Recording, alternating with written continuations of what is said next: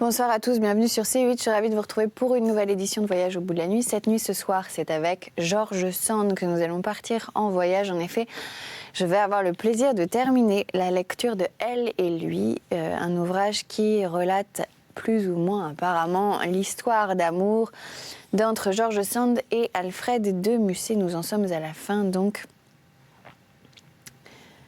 La pauvre Thérèse se débat avec le comportement de Laurent, qui vient de lui envoyer un petit paquet, alors qu'ils ont décidé finalement de passer la soirée séparément, un petit paquet avec un domino et un mot, sans se voir et sans se parler.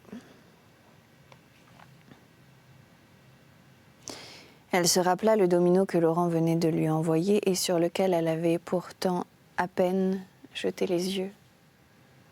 Il était en satin. Elle en envoya chercher un en gros de Naples, mit un masque, cacha ses cheveux avec soin, se munit de nœuds, de rubans de diverses couleurs afin de changer l'aspect de sa personne dans le cas où Laurent viendrait à la soupçonner sous ce costume. Et demandant une voiture, elle se rendit toute seule et résolument au bal de l'opéra.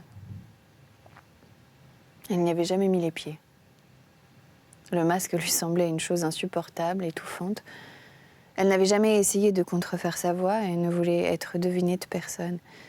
Elle se glissa muette dans les corridors, cherchant les coins isolés quand elle était lasse de marcher, ne s'y arrêtant pas quand elle voyait quelqu'un approcher d'elle, ayant toujours l'air de passer et réussissant plus facilement qu'elle ne l'avait espéré à être complètement seule et libre dans cette foule agitée.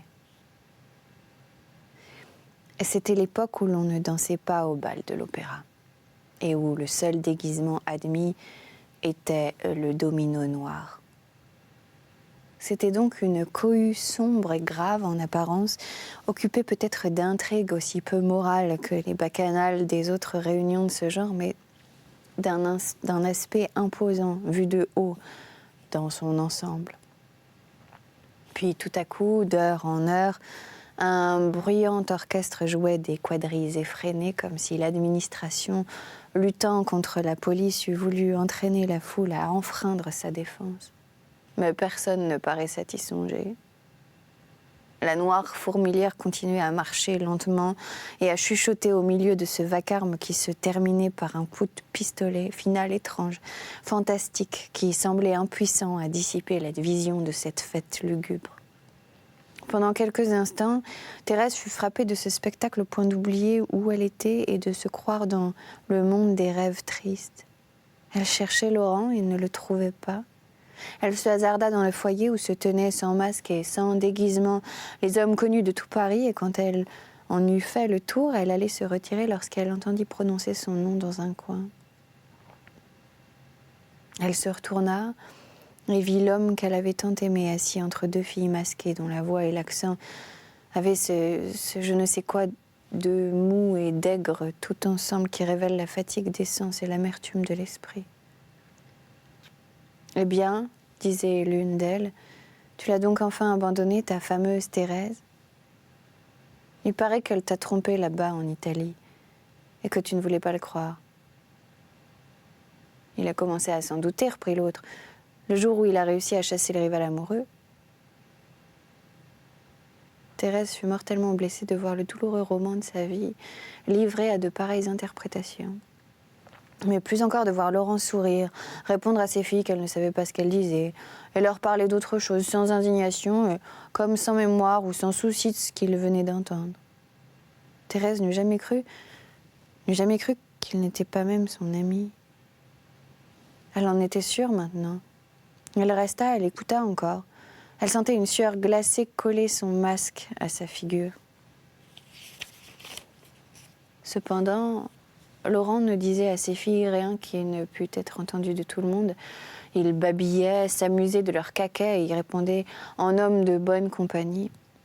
Elle n'avait aucun esprit et 2 ou 3 fois il bâilla en se cachant un peu. Néanmoins, il restait là, se souciant peu d'être vu de tous en cette compagnie, se laissant faire la cour, bâillant de fatigue et non d'ennui réel, doux, distrait mais aimable et parlant à ses compagnes de rencontre comme si elles eussent été des femmes du meilleur monde, presque de bonnes et sérieuses amies mêlées à des souvenirs agréables de plaisir que l'on peut avouer. Cela dura bien un quart d'heure. Thérèse restait toujours, Laurent lui tournait le dos. La banquette où il était assis se trouvait placée dans l'embrasure d'une porte de glace sans tain fermée en face de lui. Lorsque les groupes errants dans les couloirs extérieurs s'arrêtaient contre cette porte, les habits et les dominos faisaient un fond opaque et la vitre devenait une glace noire où l'image de Thérèse se répétait sans qu'elle s'en aperçût. Laurent la vit à divers intervalles sans songer à elle. Mais peu à peu, l'immobilité de cette figure masquée l'inquiéta. Et il dit à ses compagnes, en la leur montrant dans le sombre miroir, « Est-ce que vous ne trouvez pas ça effrayant, le masque ? Nous te faisons donc peur ? Non, pas vous. Je sais comment vous avez le nez fait sous ce morceau de satin, mais une figure qu'on ne devine pas, une figure que l'on ne connaît pas, et qui vous fixe avec cette prunelle ardente. Je m'en vais d'ici, moi, j'en ai assez. » « C'est-à-dire, reprirent-elles, que tu as assez de nous ? » ?»« Non, dit-il, j'ai assez du bal, on y étouffe. Voulez-vous venir voir tomber la neige ? Je vais au bois de Boulogne. » »« Mais il y a de quoi mourir. »« Ah bien oui, est-ce qu'on meurt ? Venez-vous ? » ?»« Ma foi, non. »« Qui veut venir en domino au bois de Boulogne avec moi ? » dit-il en élevant la voix. Un groupe de figures noires s'abattit comme une volée de chauves-souris autour de lui. « Combien cela vaut-il ? disait l'une. « Me feras-tu mon portrait ? disait l'autre. « Est-ce à pied ou à cheval ? disait une troisième. « 100 francs par tête, répondit-il, rien que pour se promener les pieds dans la neige au clair de lune. Je vous suivrai de loin. C'est pour voir l'effet. Combien êtes-vous ? ajoutait-il au bout de quelques instants. 10 ? Bon, c'est guère beaucoup. Bon, n'importe, marchons. 3 restèrent en disant « Il n'a pas le sou, il nous fera attraper une fluxion de poitrine et ce sera tout. » « Vous restez ? reprit-il. « Reste 7. Bravo, nombre cabalistique. Les 7 péchés capitaux, vive Dieu. Je craignais de m'ennuyer, mais voilà une invention qui me sauve. » « Allons, dit Thérèse. Une fantaisie d'artiste, il se souvient qu'il est peintre. Rien n'est perdu. » Elle suivit cette étrange compagnie jusqu'au péristyle, pour s'assurer qu'en effet l'idée fantasque était mise à exécution, mais le froid fit reculer les plus déterminés et Laurent se laissa persuader d'y renoncer. On voulait qu'il changeât la partie en un souper général. « Ma foi non, dit-il, vous n'êtes que des peureuses et des égoïstes, absolument comme les femmes honnêtes.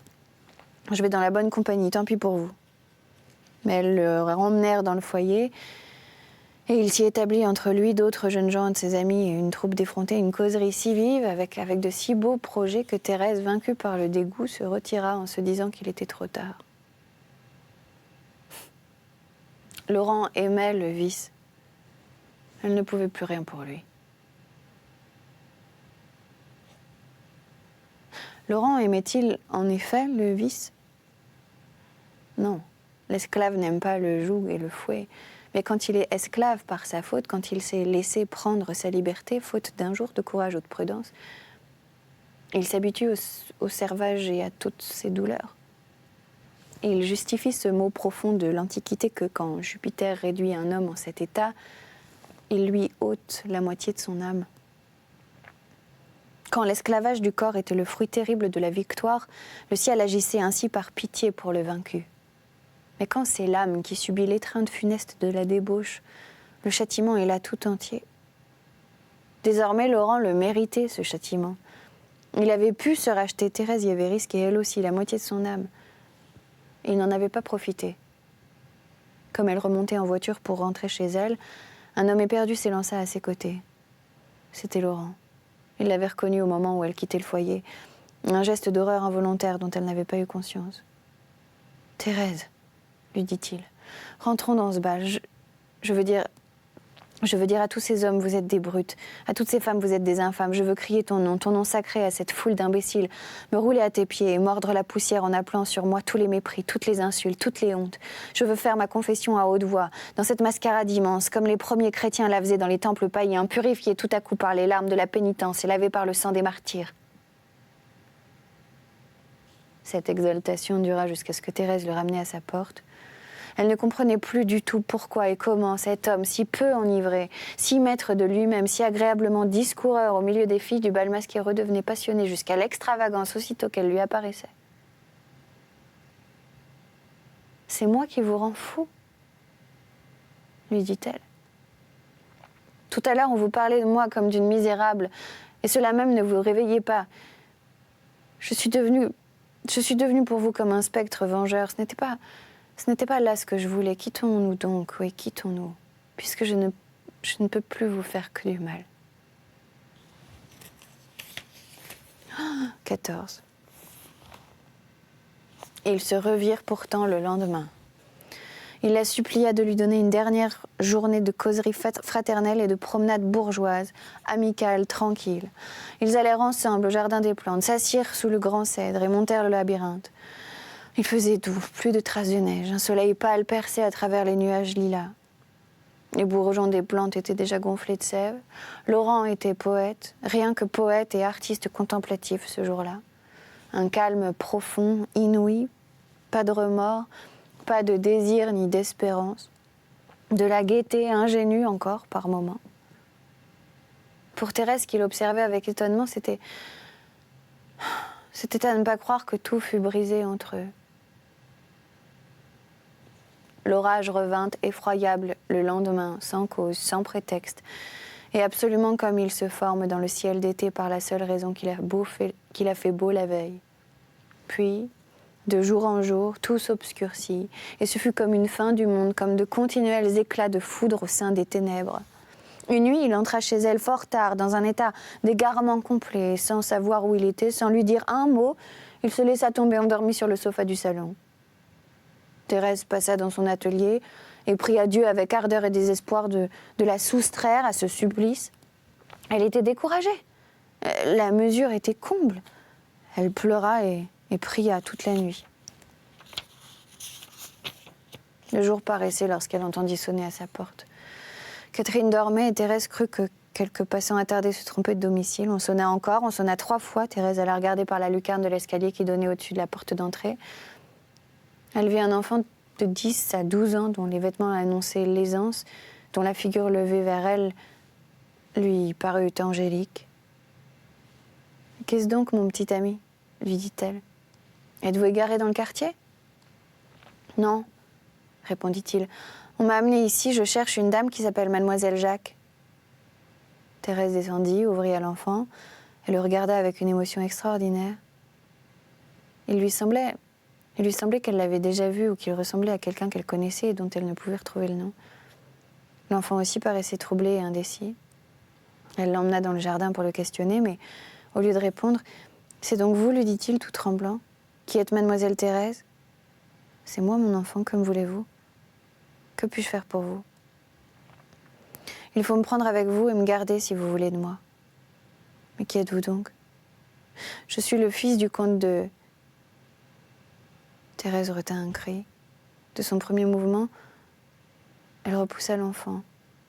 Mais tout à coup, elle fut frappée de sa ressemblance avec une figure qu'elle avait peinte dernièrement, en la regardant dans une glace pour l'envoyer à sa mère. Et cette figure, c'était la sienne propre. « Attends !» s'écria-t-elle, en saisissant le jeune garçon dans ses bras avec un mouvement convulsif. « Comment t'appelles-tu ?»« Manoël. »« Oh mon Dieu, qui est donc ta mère ?» On m'a bien recommandé de ne pas vous le dire tout de suite. Ma mère, c'était d'abord la comtesse qui est là-bas, à la Havane. Elle ne m'aimait pas et elle me disait bien souvent « Tu n'es pas mon fils, je ne suis pas obligée de t'aimer. » Mais mon père m'aimait et il me disait souvent « Tu n'es qu'à moi, tu n'as pas de mère. » Et puis il est mort il y a 18 mois. Et la comtesse a dit « Tu es à moi et tu vas rester avec moi. » C'est parce que mon père lui avait laissé de l'argent à la condition que je passerais pour leur fils à tous les deux. Cependant, elle continuait à ne pas m'aimer et je m'ennuyais beaucoup avec elle. Quand un monsieur des États-Unis qui s'appelle monsieur Richard Palmer est venu tout d'un coup me demander, oui. La comtesse a dit non, je veux pas. Alors monsieur Palmer m'a dit « Veux-tu que je te reconduise à ta vraie mère, qui croit que tu es mort et qui sera bien contente de te revoir ?» J'ai dit « Oui, bien sûr. » Alors monsieur Palmer est venu la nuit, dans une barque, parce que nous demeurions au bord de la mer. Et moi, je me suis levée bien doucement, et nous avons navigué tous les deux jusqu'à un grand navire, et puis nous avons traversé toute la grande mer, et nous voilà. Vous voilà, dit Thérèse, qui tenait l'enfant pressé contre sa poitrine et qui, agité d'un tremblement d'ivresse, le couvrait et l'enveloppait d'un seul et ardent baiser pendant qu'il parlait. Où est-il, Palmer ? Je ne sais pas, dit l'enfant. Il m'a amené à la porte, il m'a dit sonne, et puis je ne l'ai plus vu. Cherchons-le, dit Thérèse en se levant. Il ne peut pas être loin. Et, courant avec l'enfant, elle rejoignit Palmer qui se tenait à quelque distance, attendant de pouvoir s'assurer que l'enfant était reconnu par sa mère. « Richard ! Richard !» s'écria Thérèse en se jetant à ses pieds au milieu de la rue encore déserte. Comme elle l'eût fait, quand même, elle eût été pleine de monde. « Vous êtes Dieu pour moi. » Elle n'en put dire davantage. Suffoquée par les larmes de la joie, elle devenait folle. Palmer l'emmena sous les arbres des Champs-Élysées et la fit asseoir. Il lui fallut au moins 1 heure pour se calmer et se reconnaître, et pour réussir à caresser son fils sans risquer de l'étouffer. « À présent, dit Palmer, j'ai payé ma dette. Vous m'avez donné des jours d'espoir et de bonheur, je ne voulais pas rester insolvable. Je vous rends une vie entière de tendresse et de consolation, car cet enfant est un ange, et il m'en coûte de me séparer de lui. Je l'ai privé d'un héritage et je lui en dois en échange. Vous n'avez pas le droit de vous y opposer. Mes mesures sont prises et tous ses intérêts sont réglés. Il a dans sa poche un portefeuille qui lui assure le présent et l'avenir. Adieu, Thérèse. Comptez que je suis votre amie à la vie et à la mort. » Palmer s'en alla heureux. Il avait fait une bonne action. Thérèse ne voulut pas remettre les pieds dans la maison où Laurent dormait. Elle prit un fiacre, après avoir envoyé un commissionnaire à Catherine avec ses instructions, qu'elle écrivit d'un petit café où elle déjeuna avec son fils. Ils passèrent la journée à courir Paris ensemble, afin de s'équiper pour un long voyage. Le soir, Catherine vint les rejoindre avec les paquets qu'elle avait faits dans la journée. Et Thérèse alla cacher son enfant, son bonheur, son repos, son travail, sa joie, sa vie, au fond de l'Allemagne. Elle eut le bonheur égoïste. Elle ne pensa plus à ce que Laurent deviendrait sans elle. Elle était mère. Et la mère avait irrévocablement tué l'amante. Laurent dormit tout le jour et s'éveilla dans la solitude. Il se leva maudissant Thérèse d'avoir été à la promenade sans songer à lui faire à souper.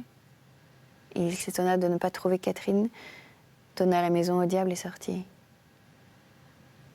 Ce ne fut qu'au bout de quelques jours qu'il comprit ce qui lui arrivait.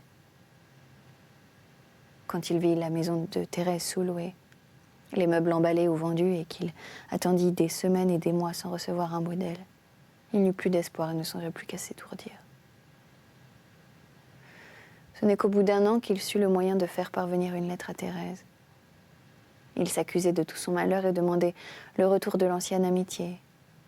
Puis, revenant à la passion, il terminait ainsi.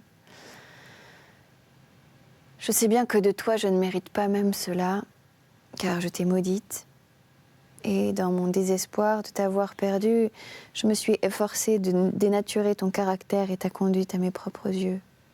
J'ai dit du mal de toi avec ceux qui te haïssent, et j'ai pris plaisir à en entendre dire à ceux qui ne te connaissent pas. Je t'ai traitée absente comme je te traitais quand tu étais là. Et pourquoi n'es-tu plus là? C'est ta faute si je deviens fou. Il ne fallait pas m'abandonner. Oh, malheureux que je suis, je sens que je te hais en même temps que je t'adore. Je sens que toute ma vie se passera à t'aimer et à te maudire. Je vois bien que tu me hais, et je voudrais te tuer. Et si tu étais là, je tomberais à tes pieds. Thérèse, Thérèse, tu es donc devenue un monstre, que tu ne connais plus la pitié? Oh, l'affreux châtiment que celui de cet incurable amour avec cette colère inassouvie. Qu'ai-je donc fait, mon Dieu, pour en être réduit à perdre tout, jusqu'à la liberté d'aimer ou de haïr? Thérèse lui répondit « Adieu pour toujours. Mais sache que tu n'as rien fait contre moi que je n'ai pardonné, et que tu ne pourras rien faire que je ne puisse pardonner encore. Dieu condamne certains hommes de génie à errer dans la tempête et à créer dans la douleur. Je t'ai assez étudié dans tes ombres et dans ta lumière, dans ta grandeur et dans ta faiblesse, pour savoir que tu es la victime d'une destinée. et que tu ne dois pas être pesé dans la même balance que la plupart des autres hommes. Ta souffrance et ton doute, ce que tu appelles ton châtiment, c'est peut-être la condition de ta gloire. Apprends donc à le subir. Tu as aspiré de toutes tes forces à l'idéal du bonheur et tu ne l'as saisi que dans tes rêves. Eh bien, tes rêves, mon enfant, c'est ta réalité, à toi. C'est ton talent, c'est ta vie. N'es-tu pas artiste? Sois tranquille, va. Dieu te pardonnera de n'avoir pu aimer.